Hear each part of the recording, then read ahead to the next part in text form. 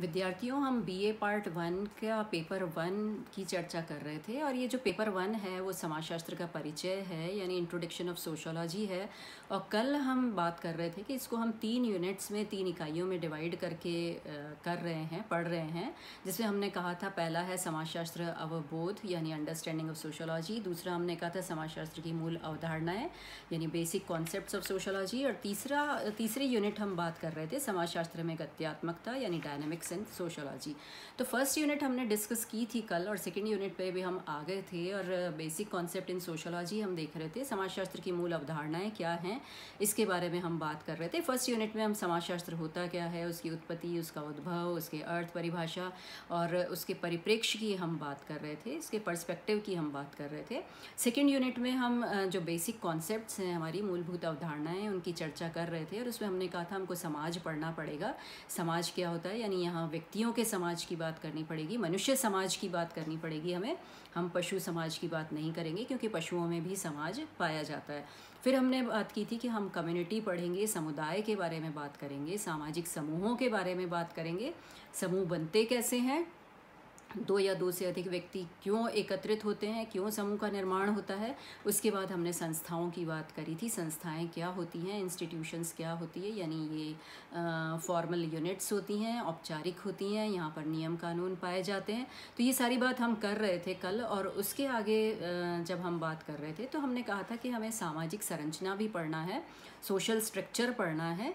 तो सोसाइटी का स्ट्रक्चर कैसे बना, हमको इस बारे में भी चर्चा करनी है। स्ट्रक्चर होता क्या है, संरचना क्या होती है, किसी भी वस्तु की संरचना कैसे बनती है, वो क्या होती है, उसकी अर्थ परिभाषा हमको देखना था। और फिर सामाजिक संरचना क्या होती है ये हमें देखनी थी, यानी समाज की संरचना कैसे बनती है इस बारे में हमको बात करनी थी। और संरचना, सामाजिक संरचना की क्या विशेषताएं हैं या वो किन तत्वों से मिलकर के बनती है, उसका फंक्शन क्या है, क्यों स्ट्रक्चर बनना चाहिए, उसका क्या फंक्शन है, उसके क्या कार्य हैं, उसकी क्या विशेषताएं हैं, ये सारी चर्चा हमको करनी है। हमको विस्तार से इस पर बात करनी है समाजशास्त्र के इस पेपर के अंदर। इसके बाद हमको बात करनी है सोशल सिस्टम की। और सोशल सिस्टम या जिसको हम सामाजिक व्यवस्था कह रहे हैं, सामाजिक व्यवस्था क्या होती है, समाज की व्यवस्था कैसे बनी हुई है, इसकी जब हम चर्चा करेंगे तो सामाजिक व्यवस्था की विशेषताओं की बात करते हुए हम सामाजिक व्यवस्था का वर्गीकरण भी करेंगे, क्लासिफिकेशन करेंगे, जिसमें हम मुख्य रूप से विकासवादियों एवं मॉर्गन का वर्गीकरण करेंगे। दुर्खाइम के अनुसार भी वर्गीकरण करेंगे सामाजिक व्यवस्था का, किस तरह से व्यवस्था बनी हुई है, आज तक कैसे समाज चल रहा है, किस तरह से सारे संस्थाएं काम कर रही हैं, कैसे समुदाय बने हुए हैं, कैसे समूह बने हुए हैं, ये सारी व्यवस्था के अंतर्गत आता है, सामाजिक व्यवस्था के अंतर्गत। तो हम विकासवादियों एवं मॉर्गन के अनुसार वर्गीकरण की बात करेंगे, फिर हम दुर्खाइम के अनुसार वर्गीकरण की बात करेंगे, फिर हम सोरोकिन के अनुसार वर्गीकरण की बात करेंगे कि किस तरह से समाज की व्यवस्था बनी हुई है। इसके आगे जब हम चर्चा करेंगे तो हम बात करेंगे सामाजिक परिस्थिति की। सामाजिक परिस्थिति क्या होती है, परिस्थिति और भूमिका की हम बात करेंगे, स्टेटस एंड रोल की बात करेंगे। तो परिस्थिति क्या होती है, समाज में जो आपको पद प्राप्त होते हैं उसको हम परिस्थिति कह रहे हैं। तो उसको हम डिटेल में बात करेंगे। एक मनुष्य जन्म के साथ ही कोई ना कोई परिस्थिति या पद लेकर के पैदा होता है, जन्म लेता है। तो परिस्थिति हमें जीवन पर्यंत हमारी हम अपनी योग्यता के आधार पर भी बदल सकते हैं। तो ये दो तरह की होती है परिस्थिति, एक तो प्रदत्त जो हमको जन्म के साथ प्रदान कर दी गई है, और एक अर्जित, अचीव्ड, जो हमने अपनी योग्यता बढ़ा करके हासिल की है। तो ये जो परिस्थिति है ये हमें समाज प्रदान कर रहा है, ये स्टेटस हमको सोसाइटी दे रही है, और उसके अकॉर्डिंग हमको रोल प्ले करना होता है, उसके अनुसार ही हमको भूमिका का निर्वहन करना होता है। अगर हम एक पुत्र हैं तो हमारी भूमिका पुत्र की होनी चाहिए, एक पुत्री हैं तो भूमिका पुत्री की होनी चाहिए, एक शिक्षक हैं तो एक शिक्षक की भूमिका होनी चाहिए, किसी संस्था में काम कर रहे हैं तो हमारी भूमिका उस संस्था में काम करने वाले व्यक्ति की होनी चाहिए। अगर हम विद्यार्थी हैं तो हमारी भूमिका एक विद्यार्थी के अनुरूप होनी चाहिए। तो समाज में भूमिका का समाजशास्त्रीय महत्व हमको देखने को मिलता है। तो ये क्या है, ये सब हमें देखना है यहाँ पर। उसके बाद हम सोशल एक्शन की बात करेंगे, सामाजिक क्रिया की बात करेंगे। तो किस तरह से एक्शन किए जाते हैं, किस तरह से क्रियाएं होती हैं समाज के अंदर, उसकी हम जानकारी करेंगे और विभिन्न समाजशास्त्रियों के विचार देखेंगे हम कि वो सोशल एक्शन पर कैसे अपने राय व्यक्त कर रहे हैं। जैसे मुख्य रूप से हम पेरेटो के विचार देखेंगे, मैक्स वेबर के विचार की बात करेंगे। मैक्स वेबर ने सामाजिक क्रिया का सिद्धांत दिया है, तो मैक्स वेबर की बात करेंगे, पार्सन्स की बात करेंगे हम। तो ये सारी चर्चा हम करेंगे सामाजिक क्रिया के अंतर्गत। उसके बाद हम बात करेंगे संस्कृति की या कल्चर की। कल्चर क्या होती है, संस्कृति क्या होती है।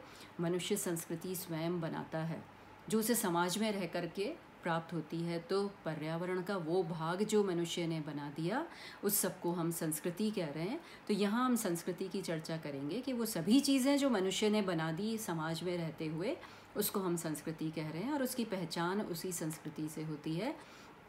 तो संस्कृति का अर्थ परिभाषा देखेंगे, संस्कृति के प्रकार देखेंगे, जैसे मुख्य रूप से हम भौतिक संस्कृति और अभौतिक संस्कृति की चर्चा करेंगे। तो ये सारी चीज़ें, और फिर संस्कृति के सिद्धांत भी देखेंगे हम, किस तरह से संस्कृति फैलती है या किस तरह से संस्कृति निर्मित हो रही है, उसके कौन से स्टेजेस होती हैं, कौन से तत्व होते हैं जो संस्कृति का निर्माण कर रहे हैं। तो ये सारी चर्चा हम यहाँ पर करेंगे। उसके बाद हम सोशल नॉर्म्स या सामाजिक प्रतिमान और मानदंड की बात करेंगे।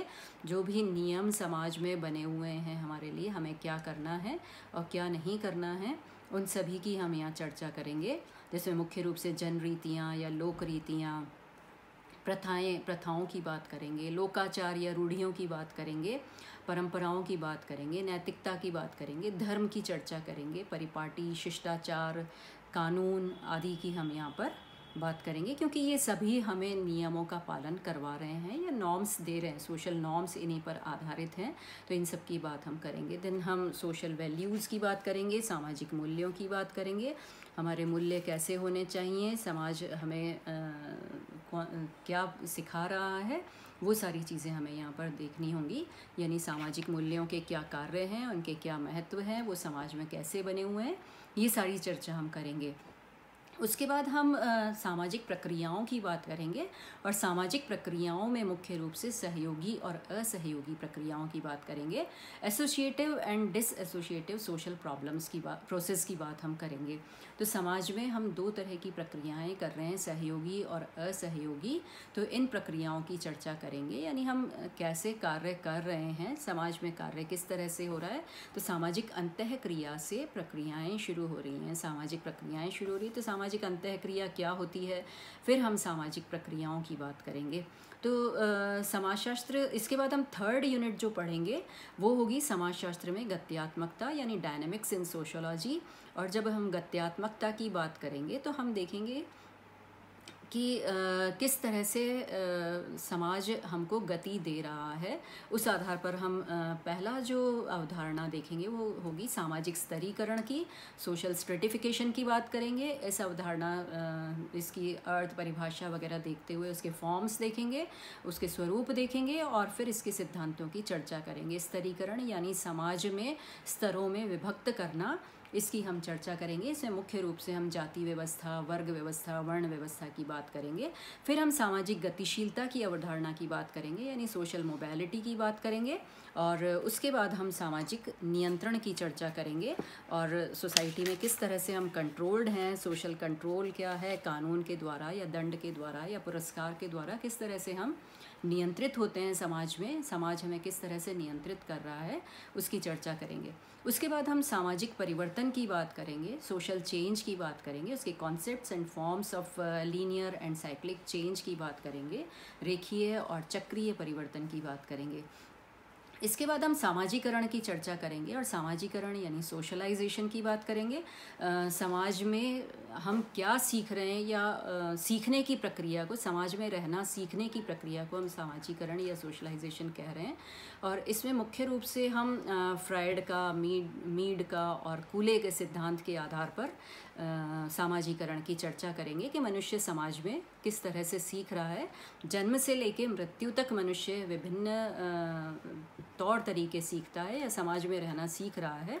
तो ये सब कैसे होता है, क्या होता है, इसके विभिन्न चरणों की हम चर्चा करेंगे। अगले व्याख्यान में अपन समाजशास्त्र की बात करेंगे, उद्भव और विकास कैसे हुआ, और आगे चलेंगे। धन्यवाद।